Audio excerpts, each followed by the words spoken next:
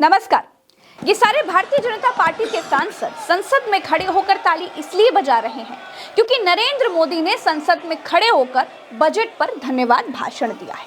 मोदी जी ने इतना महान काम किया था, भाषण दिया था, इसलिए जैसे किम जोंग की संसद में किम जोंग के आने पर तालियां बजती हैं, किम जोंग के भाषण देने पर तालियां बजती हैं, बिल्कुल वैसे ही नरेंद्र मोदी जी के भाषण देने के बाद भी तालियां बज रही हैं। वैसे मोदी जी के भाषण में तालियां बजाने लायक कुछ था नहीं, ना ही बजट में कुछ ऐसा था जिस पर तालियां बजाई जाए, लेकिन चाटुकारिता की संस्कृति के अपने कुछ नियम होते हैं।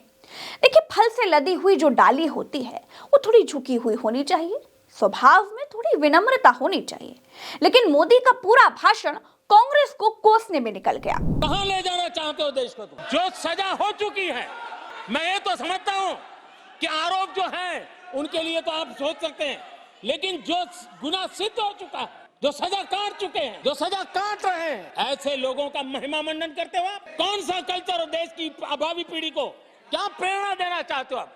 कौन से रास्ते और ऐसी कौन सी आपकी मजबूरी है? नरेंद्र मोदी संसद में सरकार के आखिरी बजट पर बोल रहे थे। ऐसा लग रहा था जैसे इस बार उनका भाषण लिखने वाला छुट्टी पर कहीं नानी के घर घूमने चला गया था।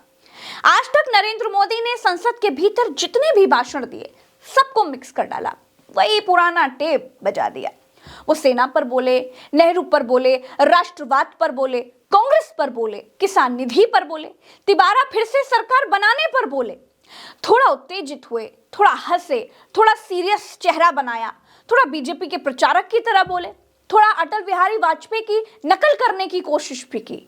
पूरे भाषण का लब्बो लुआब सिर्फ इतना था कि पूरे भाषण में सिर्फ कांग्रेस को कोसा, उसके बाद अपने लिए तालियां बजवाई।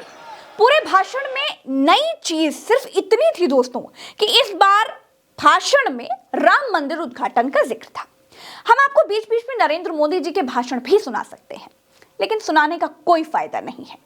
कुल मिलाकर दोस्तों, आज तक मोदी जी ने वही कहा है जो पिछले 9 सालों से कह रहे हैं। अपने आप को 2024 का प्रधानमंत्री घोषित किया और अपने लिए तालियां बजवाई। नरेंद्र मोदी देश के प्रधानमंत्री हैं। वो लद्दाख में लाखों लोग सड़कों पर क्यों हैं इस पर बोल सकते थे, लेकिन कुछ नहीं बोला। पेटीएम को आरबीआई ने क्यों बंद कर दिया, क्या पेटीएम में घोटाला था, इस पर भी कुछ नहीं बोला। आंखों के सामने चंडीगढ़ चुनाव में चुनाव आयोग के पीठासीन अधिकारी ने लोगों की आंखों में धूल झोंक दी, खुलेआम धांधली कर डाली। सुप्रीम कोर्ट तक देखकर दंग रह गया। सीजीआई ने कह दिया कि लोकतंत्र की हत्या नहीं होने देंगे, लेकिन मोदी कुछ नहीं बोले। मोदी को जब सूखे सावन और भरे भादव से फर्क ही नहीं पड़ता है, सिर्फ अपनी बात ही झोंकनी है, अपनी बात ही कहनी है, अपने ही मन की बात करनी है, तो क्या कर सकते हैं? सिर्फ नेहरू और कांग्रेस की बात करनी है, तो भाई क्या कहा जाए। लेकिन नरेंद्र मोदी अब बात बात पर यह कहने लगे हैं कि 2024 में उनकी ही सरकार आ रही है। अब जानते हैं, ये मोदी का डर दिखाता है। झारखंड, दिल्ली और बिहार के मुख्यमंत्रियों पर जिस तरह से शिकंजा कस रहे हैं, उनके डर को साफ दिखाता है कि उनकी नाव 2024 में बड़ी बुरी तरह फंसी हुई है। वो साफ देख रहे हैं कि 2024 में 2019 वाला प्रदर्शन नहीं दोहरा पा रहे हैं, इसीलिए भाषण में कोई नई बात नहीं है। गांधी जी ने अंग्रेजों को हटाने के लिए भारत छोड़ो आंदोलन चलाया था। मोदी जी पिछले 9 सालों से सत्ता में सिर्फ कांग्रेस कोसुम आंदोलन और इन्हीं के सपने दिखाकर सत्ता में बने हुए हैं। दोस्तों, जब वो 2014 में होते हैं तो 2019 का सपना दिखाते हैं। 2019 में बताते हैं कि किसानों की आय 2022 में दोगुनी हो जाएगी। 2022 में सबको पक्के घर मिल जाएंगे, 2 करोड़ नौकरी मिल जाएगी।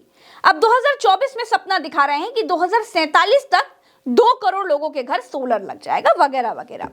देखिए, कुछ भी हो या फिर ना हो, जब डेडलाइन आ जाती है तो बता दिया जाता है कि मोदी जी ने जो कहा था वो पूरा कर दिया है।